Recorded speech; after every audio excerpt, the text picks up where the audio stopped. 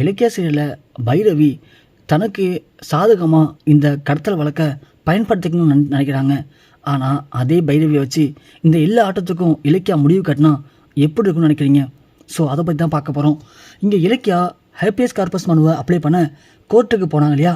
அந்த இடத்துல நம்ம தாட்சாயினி வந்து, என்ன இலக்கியா ஹேப்பியஸ் கார்பஸ் மனு அப்ளை பண்ண போறியாமே, அதுக்காக தானே கோர்ட்டுக்கு வந்திருக்க? பரவாயில்ல இலக்கியா, நீ உன் புருஷன் மேலே எந்த அளவுக்கு பாசம் வச்சுருந்தா உன் புருஷன் ஜெயிலில் கஷ்டப்படுறத பார்க்க முடியாமல் இப்படி ஹேப்பியஸ் கார்பஸ் மனு அப்ளை பண்ணி கார்த்தியை கண்டுபிடிச்சி கௌதம் நிரபராதின்னு வெளியே கொண்டு வரத்துக்கு இம்புட்டு கஷ்டப்படுவேன். உன்னை நினைக்கும் போது எனக்கு பெருமையாக தான் இருக்குது. ஆனால் எனக்கு ஒரே ஒரு சந்தேகம் மட்டும் இலக்கியா, அதை மட்டும் தெளிவு பண்ணிவிட்டு அப்புறம் நீ உள்ளே போய் அப்ளை பண்ணு.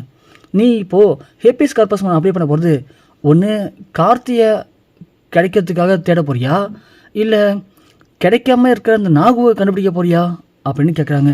இலக்கியா ஒன்று, தாட்சாயினி என்ன இலக்கியா, எப்பட்றா நம்மள்ட்ட இருக்க ஃபோட்டோவில் இருக்கிறது நாகு தான் அப்படின்னு இவளுக்கு தெரியும்னு பார்க்குறியா? இங்கே போகிற இலக்கியா, நீ என்ன பண்ணுற ஏது பண்ணுறன்னு எல்லாத்தையுமே நான் வாட்ச் பண்ணிட்டு தான் இருக்கேன். இலக்கியா, கார்த்தியை கடத்தினதே நாங்கள் தானே உனக்கு நல்லாவே தெரியும். கார்த்தியை கடத்தினது நாங்கள் தான் அப்படின்னா கார்த்தியை கடத்த பயன்படுத்தினது அந்த நாகு தானே எங்களுக்கு தெரியாதா என்ன? அதனால் நீ என்ன வேணும் பண்ணு. ஆனால் என்ன ஒன்று, நாங்கள் வந்து கார்த்தியை கடத்தினது என்னமோ இந்த டெண்டரை ஜெயிக்கணும் அப்படின்னு தான், அதுக்காக கௌதம் கொஞ்சம் ஜெயிலில் இருக்கட்டும்னு ஆசைப்பட்டோம். ஆனால் நீனு அந்த டெண்டரை ஜெயிச்சு கௌதம் நிரந்தரமாக ஜெயிலே இருக்கட்டும்னு நீ தான் பிளானையே மாற்றிட்ட. அந்த பிளான் இதுக்கப்புறம் யாராலையும் ஒன்றும் பண்ண முடியாது. முதல்ல வாய்க்குள்ளே போன யார என்றைக்குமே வெளியே வராது இலக்கியா. அதே மாதிரி தான் கார்த்தி இப்போதைக்கு வெளியே வரமாட்டான். நீ என்ன பண்ணாலும் சரி, ஏது பண்ணாலும் கண்டிப்பாக கார்த்தி உன்னால் காப்பாற்றவே முடியாது அப்படின்னு சொல்லிட்டு தாட்சாயினி போகிறாங்க. இங்கே இலக்கியா ஒன்று யோசிக்கிறாங்க. லாயர், இலக்கியா என்ன யோசிக்கிறீங்க, வாங்க போகலாம் அப்படின்னு சொல்லுவோம். உள்ளே போய் ஹேப்பியஸ் கார்பஸ் ஒன்று அப்ளை பண்ணுறாங்க. ஆனால் அப்ளை பண்ணிட்டு வந்ததுக்கப்புறமும் இலக்கியா யோசிக்கிறாங்க. லாயர் ஒன்று, என்னாச்சு இலக்கியா, என்ன ரொம்ப யோசிச்சுட்டு இருக்கீங்க, அவங்க பேச நினச்சி யோசிக்கிறீங்களா? இல்லை மேடம், நான் உங்களுக்கு அப்புறம் சொல்கிறேன், நான் ஒன்று அடிச்சுனா வீட்டுக்கு போகணும் அப்படின்னு சொல்லி இலக்கியா வீட்டுக்கு போகிறாங்க. வீட்டுக்கு போன உடனே ஜானகி, இலக்கியா என்னாச்சுமா, அப்ளை பண்ணிட்டியா? பண்ணிட்டேன் ஆண்டி, ஆனால் எனக்கு சின்ன ஒரு சந்தேகம் மட்டும் இருக்குது. என்ன இலக்கியா? இல்லைத்த, நான் வந்து ஹேப்பியஸ் கார்பஸ் மனு அப்ளை பண்ண போகிறேன்னு உங்கள்கிட்ட மட்டும் தான் சொன்னேன், வேறு யார்ட்டையும் சொல்லலை. அதுவும் இல்லாமல் என் ஃபோனில் நாகோட ஃபோட்டோ இருக்குன்னு உங்களுக்கு எனக்கு மட்டும் தான் தெரியும், வேறு யாருக்கும் தெரியாது. ஆனால் நான் கோர்ட்டுக்கு போகும்போது கரெக்டாக தாட்சாயினி கோர்ட்டில் வந்து நின்று என்கிட்ட நீ அப்ளை பண்ண போகிற அந்த ஹேப்பியஸ் கார்பஸ் மனுவை பற்றியும் நாகுவை தேட போறியா அப்படின்னும் என்கிட்ட கரெக்டாக பேசினான். அதுதான் எனக்கு ஒன்று இடிக்குது. நாம் பேசின விஷயம் எப்படி அவளுக்கு போயிருக்கோம்? இலக்கியா என்னமா சொல்கிற, என்ன சந்தேகப்படுறியா? ஐயோ அத்தை, நான் உங்களை போய் சந்தேகப்படுவேனா? நீங்கள் எனக்கு அத்தை இல்லை அம்மா மாதிரி. நான் வேற என்ன யோசிக்கிறேன்னா அத்தை, நான் காலை கிளம்பும்போது பைரவி ஆண்டி வீட்டுக்கு வந்தாங்களே. ஆமாம் இலக்கியா, ஆமாம் அவள் வந்தா. ஒருவேளை ஆமாம் அத்தை, அவங்க தான் ஏதோ பண்ணியிருக்காங்க, எனக்கு நல்லாவே புரியுது. ஏன் அத்தை அவங்க இவ்வளோ கேவலமாக இருக்காங்க? இவ்வளோ பண்ணி கூட இன்னமும் அவங்க தெரிஞ்சுக்கவே மாட்டாங்களா? நாம் கார்த்தியை கடத்தலைன்னு அவங்கள்ட்ட படித்து சொல்லியாச்சு. கௌதம் வெளியே கொண்டு வரதுக்கு தான் நான் பாடுபடுறேன்னு சொல்லிட்டேன். இருந்துமே அப்படி அவங்களுக்கு என் மேலே அப்படி என்னத்தை வன்மோ, ஏன் இப்படி என் மேலே இவ்வளோ வன்மத்தை காட்டுறாங்க?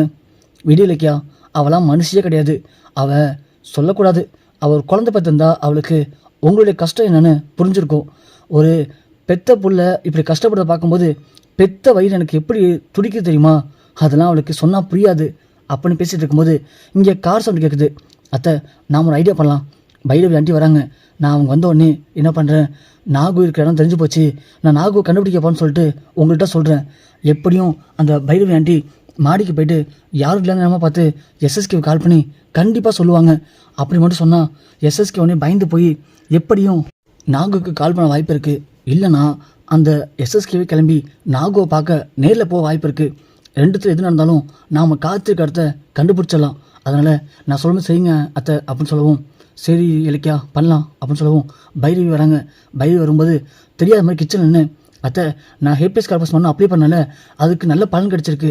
போலீஸ் இப்போது அந்த நாகுடைய ஃபோன் நம்பரை கலெக்ட் பண்ணி அவனுடைய டவர் லொக்கேஷன் எங்கே இருக்குன்னு கண்டுபிடிச்சாங்களாம். இன்னும் கொஞ்சம் இடத்துல கண்டிப்பாக நாகு இருக்கிற இடத்தையும் கார்த்திக் கடத்தி வச்சுருக்க இடத்தையும் கண்டுபிடிச்சிவாங்களாம். என்னை உடனே கிளம்பி வர சொல்லியிருக்காங்க அத்தை, நான் உடனே போகிறேன். இந்த விஷயம் நமக்குள்ளேயே இருக்கட்டும் அத்தை, யார்கிட்டையும் சொல்லிக்க வேணாம், புரியுதா அப்படின்னு சொல்லி இலக்கியா பதட்டமாக கிளம்புறாங்க. இதை காதில் வாங்கின பைரவி உடனே மாடிக்கு போயிட்டு ரூமை தாப்பா போடுறாங்க. தாப்பா போட்டு எஸ்எஸ்கேவுக்கு கால் பண்ணுறாங்க. எஸ்எஸ்கே முக்கியமாக ஒரு கால் பேசிகிட்டு இருக்காரு. எஸ்எஸ்கே என்னது பைரவி இப்படி அடிச்சுட்டே இருக்கலன்னு சொல்லிட்டு உடனே, என்ன பைரவி ஏன் இப்படி அடிச்சுட்டே இருக்க? நான் தான் ஒரு முக்கியமான கால் பேசிட்டு இருக்கல, திரும்ப கூப்பிட மாட்டானா? ஐயோ எஸ்எஸ்கே, அதெல்லாம் விட முக்கியமான விஷயம், அந்த கார்த்தியை கடத்தி வச்சிருக்க இடம் இப்போது போலீஸுக்கு தெரிஞ்சு போச்சான். போலீஸ் இப்போ அந்த இடத்துக்கு போகிறாங்க. சீக்கிரமாக நீங்கள் கால் பண்ணி அந்த நாகுவை கார்த்தியை வேறு இடத்துக்கு மாற்ற சொல்லுங்கள் அப்படின்னு பைரவி சொல்லவும் எஸ்எஸ்கே சமஷாக்காக வராரு. பைரவிக்கு எப்படி தான் தெரியும் அப்படின்னு. பைரவி என்ன சொல்கிறேன்? ஐயோ எஸ்எஸ்கே, இதை யோசிக்க வேண்டிய நேரம் இது இல்லை, எனக்கு எல்லாமே தெரியும். இலக்கியா இப்போ அங்கே போயிட்டு இருக்கா, நீங்கள் சீக்கிரமாக அந்த கார்த்தியை வேறு இடத்துக்கு மாற்றுங்க அப்படின்னு சொல்கிறாங்க. எஸ்எஸ்கே உடனே நாவுக்கு கால் பண்ணுறாரு. நாவுக்கு ஃபோன் போகலை. உடனே எஸ்எஸ்கே பதட்டமாக ஆஃபீஸ்லேருந்து கிளம்புறாங்க. ஆஃபீஸ்லேருந்து எஸ்எஸ்கே கிளம்புறதை பார்த்த ரேவதி இலக்கியாவுக்கு கால் பண்ணுறாங்க. இலக்கியா, அந்த எஸ்எஸ்கே நம்ம பதட்டமாக வெளியே போகிறாமா? அத்தை, அவனுக்கு நான் தான் சூடு வச்ச மாதிரி வச்சுருக்கேன். இப்போது நீங்கள் என்ன பண்ணுறீங்க? அவன் பின்னாடியே போங்க அத்தை. அவன் எங்கே போனான்னு ஃபாலோ பண்ணுங்கள். அவனை ஃபாலோ பண்ணால் கண்டிப்பாக கார்த்தி இருக்க இடத்த கண்டுபிடிச்சிடலாம். கார்த்தியை கண்டுபிடிச்சிட்டோம்னா நாம் அப்புறம் கௌதம் நிரபதின்னு கௌதம் வெளியே கொண்டு வந்துடலாம் அத்தை அப்படின்னு இலக்கியா சொல்கிறாங்க. உடனே ரேவதியும் ஆட்டோ பிடிச்சி எஸ்எஸ்கேவை ஃபாலோ பண்ணி போகிறாங்க. இலக்கியா நேராக ரேவதி சொல்கிற இடத்துக்கு போகிறாங்க. எஸ்எஸ்கே நேராக ஒரு இடத்துக்கு போகிறான். போயிட்டு நம்ம நாகு சீக்கிரமாக கார்த்திகை இருந்து வேறு இடத்துக்கு மாற்று அப்படின்னு சொல்ல, சார் அப்போலாம் தேவையில்லை சார், இங்கே போலீஸ் வரதுக்கு வாய்ப்பே இல்லை சார். ஐயோ நாகு, நான் தான் சொல்கிறேன்ல, நமக்கு கிடைச்ச இன்ஃபர்மேஷன் ரொம்ப ரொம்ப ஸ்ட்ராங்கான இன்ஃபர்மேஷன். கண்டிப்பாக அந்த இலக்கியா மோப்பம் முடிச்சு வந்துடுவா, நீ மேலே கிளம்பு அப்படின்னு சொல்கிறாங்க. ஆனால் இலக்கியா வரும்போது போலீஸை கால் பண்ணி தான் வந்திருக்காங்க. போலீஸ் கொஞ்சம் நேரத்தில் அந்த இடத்துக்கு வந்துடுறாங்க. வரவும் கையும் களமாக நாகு மாட்டிக்கிறான். ஆனால் எஸ்எஸ்கே தப்பிச்சிடாரு. போலீஸ் நாகுவை அரெஸ்ட் பண்ணுறாங்க. கார்த்தியும் அங்கேருந்து கொண்டு வராங்க. ஆனால் கார்த்தி என்னை கடத்தினது கௌதம் தான் சொல்கிறான். ஆனால் நாகுவை அடித்து விசாரிக்கும் போது நாகு முதல்ல கௌதம் சொன்னாலும் அதுக்கப்புறமா என்னை கடத்த சொன்னது அந்த எஸ்எஸ்கே தான் இப்படி என்னை பிளான் பண்ணி பண்ண சொன்னார், என்னை விட்டுருங்க அப்படின்னு நாகு அப்ரூவராக மாறுறான். கார்த்திக்கு அப்போ தான் புரியுது, ஸோ நம்ம கடத்த சொன்னது எஸ்எஸ்கே தான், அப்போ கௌதம் இல்லை அப்படின்னு. அது மட்டும் இல்லாமல் இலக்கியா, பாத்தியா கார்த்தி, நீ உங்கள் அண்ணனை தப்பாக நினச்சிட்டு இருக்க. உங்கள் அண்ணன் ரொம்ப நல்லவர் கார்த்தி. அவரை பொறுத்த வரைக்கும் சொத்துலாம் உங்ககிட்ட போனால் நீ அதை தப்பான வழியில் பயன்படுத்துவன்னு இல்லை. அந்த அஞ்சலி உன்னை ஏமாற்ற வாய்ப்பு இருக்குது. இந்த மாதிரி உன்னை ஈஸியாக முட்டலாக்கிடுவாங்க அப்படின்னு தான் சொத்தை உன் பேரில் மாற்றலை. அவர் சொத்துக்காக ஆசைப்படல கார்த்தி அப்படின்னு இலக்கியா சொல்ல, கார்த்தி ரொம்ப ஃபீல் பண்ணுறான். என்னை மன்னிச்சிருங்க நீ அப்படின்னு சொல்லிட்டு. அது மட்டும் இல்லாமல் உடனே கார்த்தியை கொண்டு போய் கோர்ட்டில் ப்ரொடியூஸ் பண்ணுறாங்க. இது மாதிரி கார்த்தியை கடத்தினது அந்த எஸ்எஸ்கே தான். இந்த கடத்தலுக்கும் கௌதமுக்கும் எந்த சம்மந்தமும் இல்லை. இதில் வேணும்னே கௌதம் பேரை இன்வால்வ் பண்ணியிருக்காரு அந்த எஸ்எஸ்கே அப்படின்னு சொல்லி கோர்ட்டில் நிரூபிக்கிறாங்க. நிரூபித்து எஸ்எஸ்கேவுக்கு தண்டனை வாங்கி தராங்க. அது மட்டும் இல்லாமல் கார்த்திக் கடத்தின வழக்குக்கும் கௌதமுக்கும் எந்த சம்மந்தமும் இல்லை, கௌதம் உத்தமர், கௌதம் நிரபராதி அப்படின்னு கோர்ட்லேயும் தீர்ப்பு கொடுத்து நீதிபதி நம்ம கௌதமை நல்லவராக வெளியே விடுறாங்க. கௌதமை பார்த்து இலக்கியா ஓடி போய் கௌதம் கட்டி பிடிச்சி பயங்கரமாக அழுகுறாங்க. கௌதம் ஒன்று இலக்கியா அழாது இலக்கியா அப்படின்னு சொல்ல, ஜானகி பார்த்துட்டு, கௌதம் நான் அன்றைக்கி சொன்னதான் இன்றைக்கி சொல்கிறேன், இலக்கியா மட்டும் வாழ்க்கை இல்லைன்னா கண்டிப்பாக உன் வாழ்க்கையை ஒன்றும் இல்லாமல் போயிடும் கௌதம். எந்த நிலைமையும் சரி இலக்கியா மட்டும் கண் கலங்காமல் பார்த்துக்கப்பா அப்படின்னு ஜானகி சொல்ல, கௌதம் ஒன்று என்ன ஜானு இதெல்லாம் நீ சொல்லணுமா, எனக்கு தெரியாதா?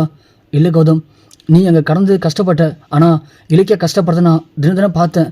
தினம் நீ அங்கே என்ன பண்ணுற ஏது பண்ணுறேன்னு இலக்கியா ரொம்ப கஷ்டப்பட்டாப்பா. தனியால் உன்னை வெளியே கொண்டு வரதுக்கு ஒரு பொண்ணா எவ்வளோ கஷ்டப்படக்கூடாதோ எல்லா கஷ்டத்தையும் பட்டு தான் உன்னை வெளியே கொண்டு வந்திருக்காப்பா அப்படின்னு சொல்ல, கௌதம் இலக்கியாவை கட்டி பிடிச்சி அப்படியே ஆனந்த கண்ணீரில் கண் கலங்கி நிற்கிறாரு.